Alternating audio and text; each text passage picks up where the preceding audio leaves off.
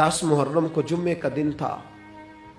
امام حسین امامہ باندھ کے گھوڑے پر بیٹھ کر خطبہ دینے لگے تو ایک شخص اندر سے بول کے کہنے لگا حسین تقریر لمبی نہ کر، ہمارا جمعہ لیٹ ہو رہا ہے. بلے ہو نمازیو، سامنے وہ شخصیت کھڑی ہے جس پر ابھی درود پڑھیں گے نماز میں، اللہم صلی علی محمد وعلا،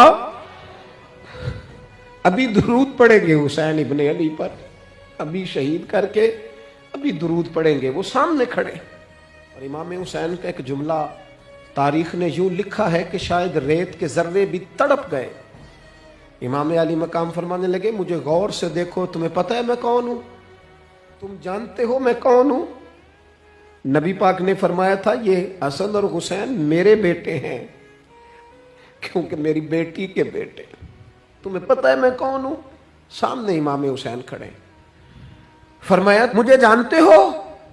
اور امام علی مقام فرمانے لگے میں تمہارے نبی کا نواسا ہوں، اور آج کے بعد تمہیں کسی نبی کا کوئی نواسا نہیں ملے گا. حضور کے بعد کوئی نبی نہیں آئے گا تو کسی نبی کی اولاد کیسے ہوگی؟